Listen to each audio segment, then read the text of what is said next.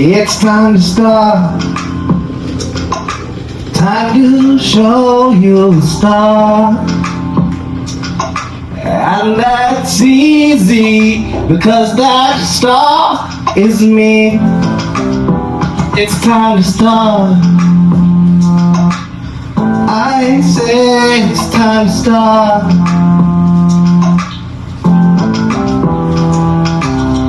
It's time to start. And it's time to show you a star, which is easy cause the star is me.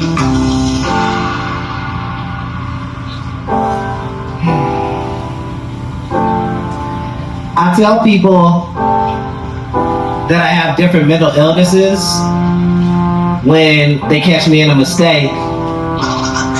Like sometimes somebody will say something I didn't like, and I'll say, "Shut up, stupid," and they'll look at me crazy, and I'll be like, "Oh, I'm so sorry. I struggle with Tourette sometimes."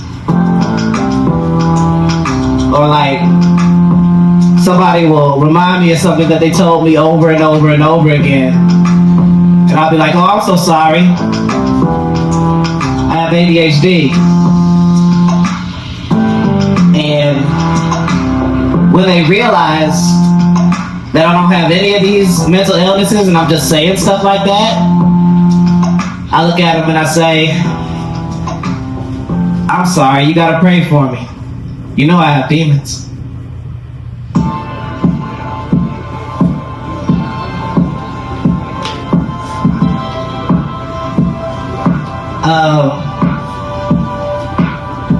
I want to start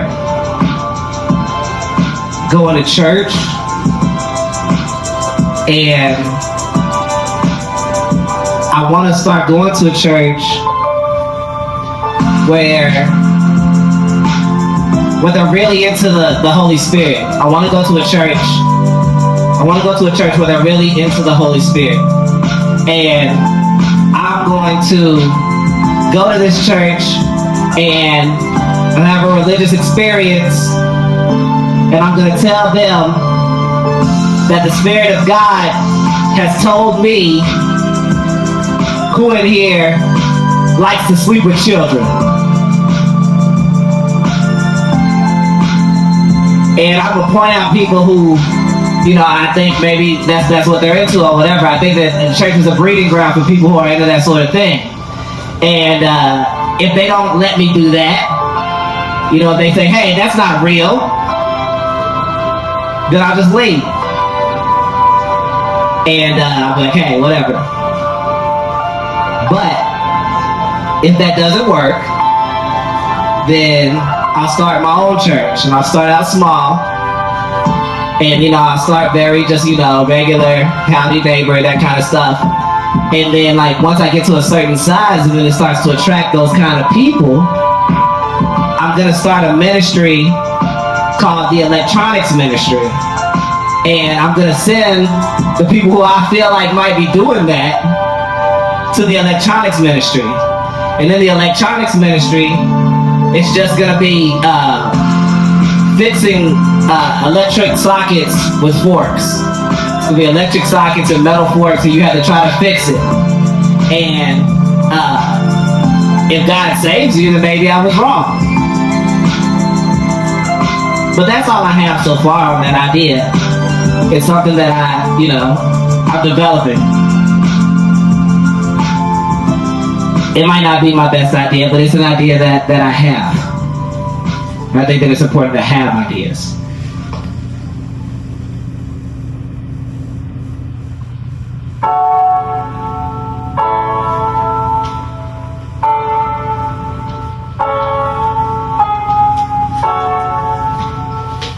You know, you're not supposed to talk about politics or religion.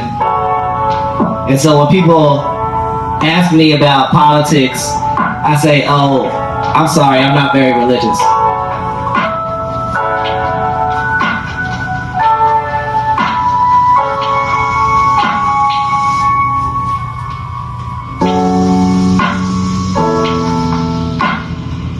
When I was 25,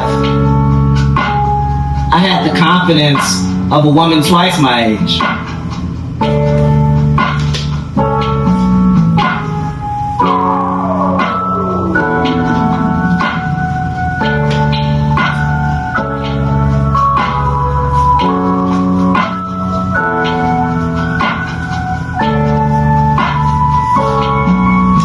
Now for something serious.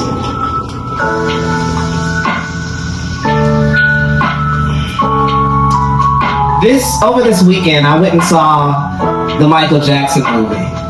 And due to the popularity of Michael Jackson, you never have to worry about any spoilers in that kind of film. But one thing that did surprise me was when they showed the beating scene with Joe Jackson. Number one, Michael Jackson, the child, called Joe Jackson, the adult man who provided his food, Joseph, instead of father or daddy or any of the things that a child should call their parent. And when that happened, Joseph immediately took his belt off and he whooped Michael. But he whooped him with his coat on. And people in the crowd was like, oh no!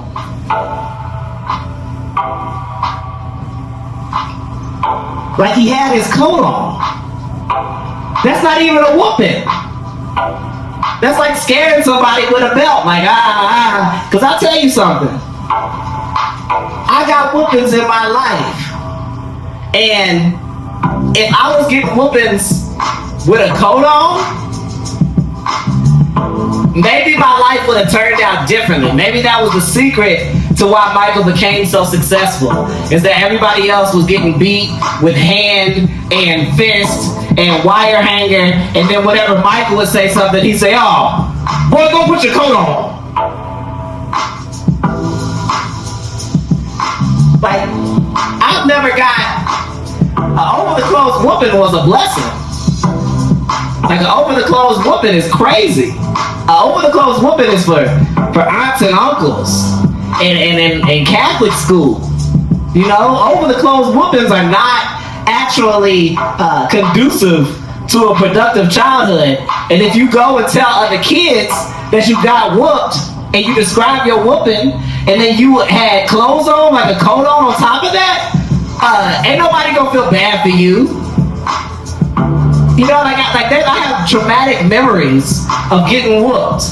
And then I think, it's crazy, I think about my parents and I talk to my parents all the time and I wish them well and everything, but I think about the whoopings that I got sometimes, and it kind of freaks me out how cool I am with my parents even now because of the severity of the whooping. And I just feel like they really gave Joe Jackson a weird break in that area. I don't know. Who whoops people with their clothes on?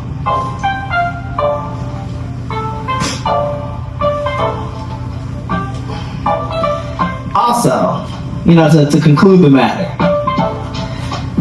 the people, like, the Harkins that I go to is in Sedona, right?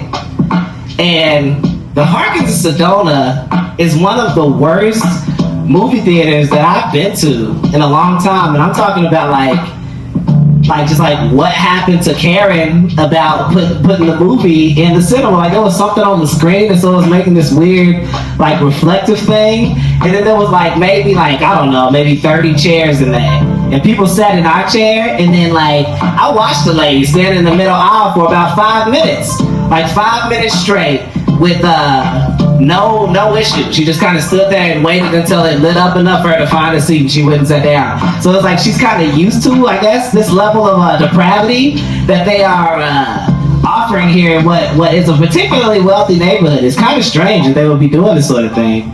And I was telling my dad about it, and my dad was listening to me, and I was like, yeah, this is probably the worst theater I've ever been to. And my dad said, what? There's no way.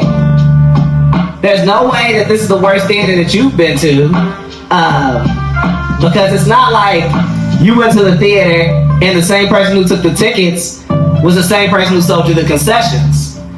And then the person who sold you the concessions was the person who turned the movie on. And he asked that in a very particular way because that's happened to us in our lives. We went to the Moreno Valley Theater, and there was one man, and that one man was working the entirety of the theater that night. I guess everybody else that went home, he was the only one there. Okay, and so the whole place was dark, and as we went, he would kind of turn the lights on, and he would turn the movie on and stuff. And I realized now, getting older, is realizing that maybe that the Harkins was the worst. Because that maybe that place, maybe the movie theater that I went to that first time, maybe that was just there to kind of teach me a lesson, you know, about life. And I said that to say, sometimes you have to be the person that does all the stuff to get the thing going, you know? And maybe it's not necessarily about the quality of the experience that is had, but the effort that is put in that makes it worthwhile and memorable, you know? I think that, like, for me, you know, JonnyFest is over. You know what I'm saying? I have the Summer of Love, but that's like 2 months away or something like that. I have to figure out a way to kind of entertain myself.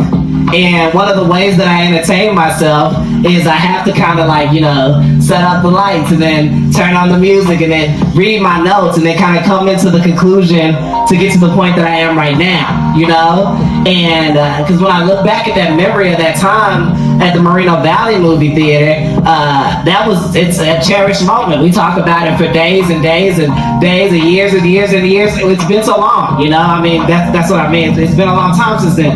And we still talk about it, you know? And I think that that's important for me, is that, like, for myself, as I go and I do all these different events, that, like, I can always have this to remember, you know? That I set up the lights and I set up the music, because it won't always be like this, but I enjoy it so much, you know, and it makes it so worthwhile to remember. And so I don't know what I'm gonna end up doing with this, but you know, I hope you enjoyed whatever you saw of it, and thank you so much for watching. Yeah.